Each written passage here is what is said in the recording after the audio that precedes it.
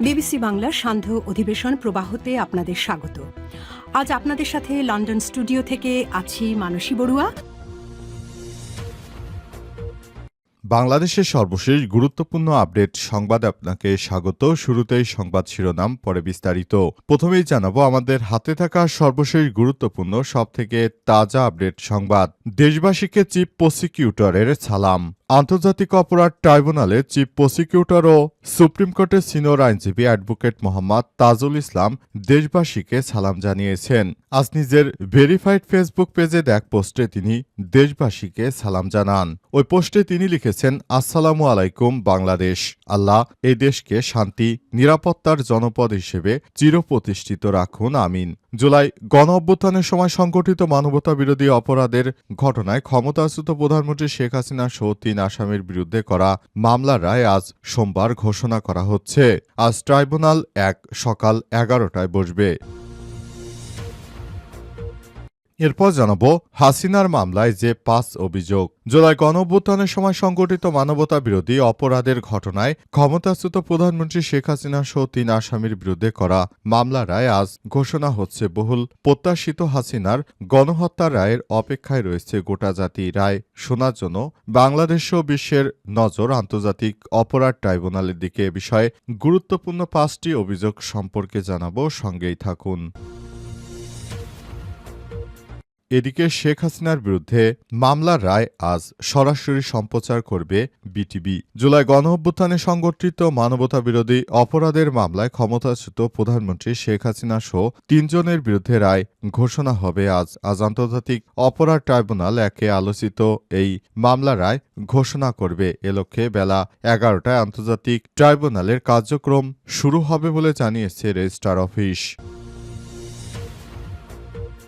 এবারে জানাবো রাজধানীর মোহাম্মদপুরে বিদেশি রিভলভার সহ আওয়ামী লীগের ছাত্রলীগ নেতা গ্রেপ্তার।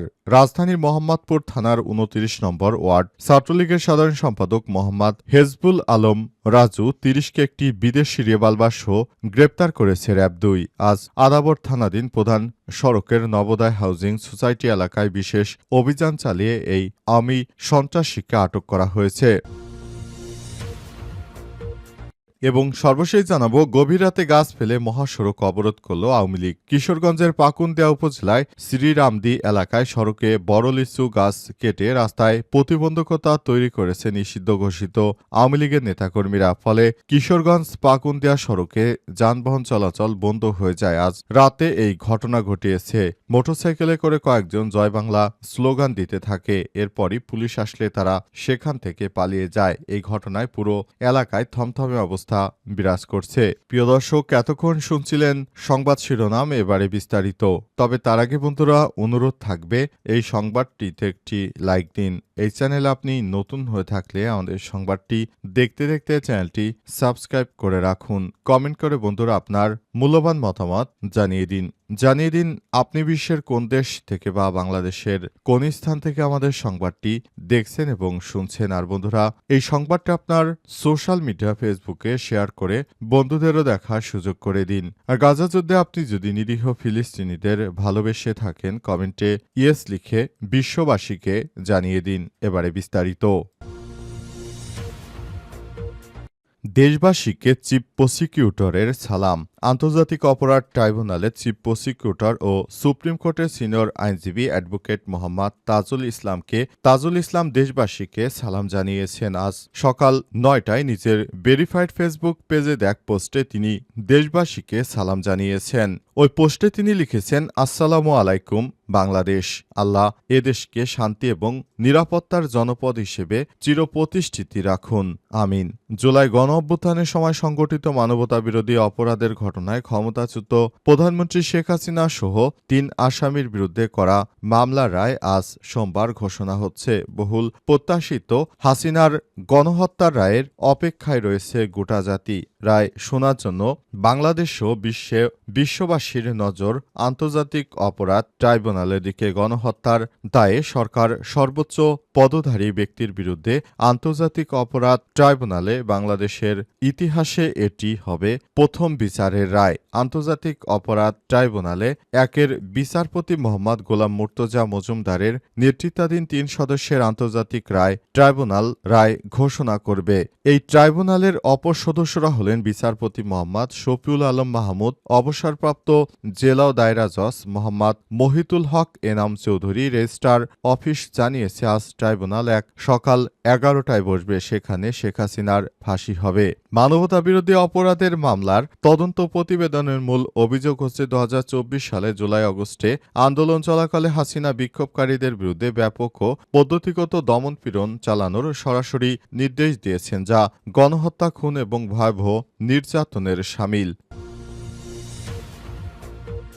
হাসিনার মামলায় যে ৫ অভিযোগ। জুলাই গণঅভ্যুত্থানের সময় সংগঠিত মানবতাবিরোধী অপরাধের ঘটনায় ক্ষমতাচ্যুত প্রধানমন্ত্রী শেখ হাসিনা সহ ৩ আসামির বিরুদ্ধে করা মামলার রায় আজ সোমবার ঘোষণা হচ্ছে। বহুল প্রত্যাশিত হাসিনার গণহত্যা রায়ের অপেক্ষায় রয়েছে গোটা জাতি। রায় শোনার জন্য বাংলাদেশ সহ বিশ্ববাসীর নজর এখন আন্তর্জাতিক অপরাধ ট্রাইব্যুনালের দিকে। গণহত্যা দায়ে সরকারের সর্বোচ্চ পদধারী ব্যক্তির বিরুদ্ধে আন্তর্জাতিক অপরাধ ট্রাইব্যুনালে বাংলাদেশের ইতিহাসে এটি হবে প্রথম বিচারের রায়। আন্তর্জাতিক অপরাধ ট্রাইব্যুনাল একের বিচারক সভাপতি বিচারপতি মোহাম্মদ গোলাম মুর্তজা মজুমদারের নেতৃত্বাধীন ৩ সদস্যের ট্রাইব্যুনাল রায় ঘোষণা করবে।